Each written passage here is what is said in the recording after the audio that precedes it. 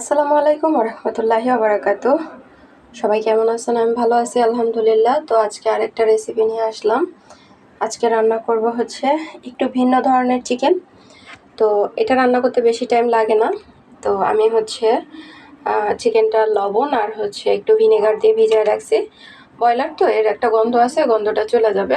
তো এখানে অনেক পানি জমা হয়েছে, ওই পানিটাও আমি ফেলাই দিব। এই যে, তো যেহেতু এটা অনেকক্ষণ হয়েছে, এখন আমি ভাজতে চলে যাব। চলেন। তো আমি একটা ফ্রাই প্যান বসায় দিছি, এখন তেল দিয়ে দিব চিকেনটা ভাজার জন্য।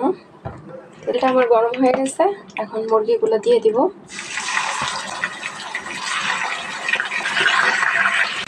তো আমি সবগুলো মুরগি একসাথে দিয়ে দিচ্ছি, সবগুলো একসাথেই ভাজা নেব। হ্যাঁ, তো আমার মুরগিগুলো ভাজা হয়ে গেছে, এগুলো এখন উঠিয়ে নিব। এই যে আমার মুরগিগুলো ভাজা হয়ে গেছে, এখন হচ্ছে মূল রান্নায় চলে যাব। চলেন। তো এখন হচ্ছে আমি পেঁয়াজটাকে দিয়ে দিব, আর পিছিয়ে দিব হচ্ছে কুচানো পেঁয়াজ। এখন এগুলো একটু সুন্দর করে ভাজা নিব। তারপর হচ্ছে অন্যান্য মশলাগুলো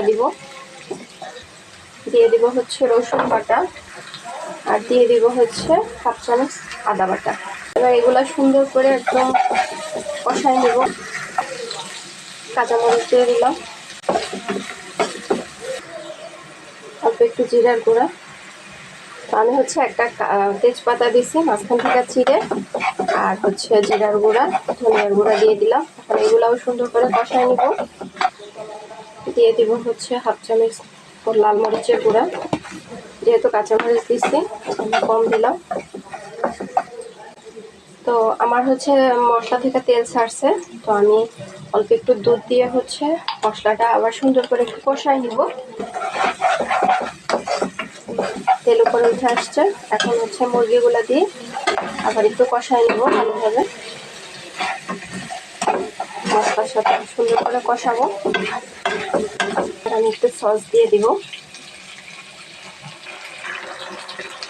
লবণ। এখন এগুলো আবার সুন্দর করে একটু মিশিয়ে নেব। চিকেনটা ভালোভাবে কষানো হয়ে গেছে, এবার আমি হচ্ছে পুরো চিকেনটা দুধ দিয়েই রান্না করব। হ্যাঁ, এর ভিতরে আর কোনো পানি যাবে না, এভাবেই রান্না করব। দিলাম, তো এখন ঢেকে রান্না করব। 10 মিনিট পরে ফিরে আসবো। তো ফিরে আসলাম 10 মিনিট পর। দেখি তরকারি কি অবস্থা। ঝোল অনেকটাই টেনে গেছে, গ্রেভিটা কমাবো না, নামাই নিব। তো এই ছিল আমার চিকেন রান্না, একটু ভিন্ন ধরনের।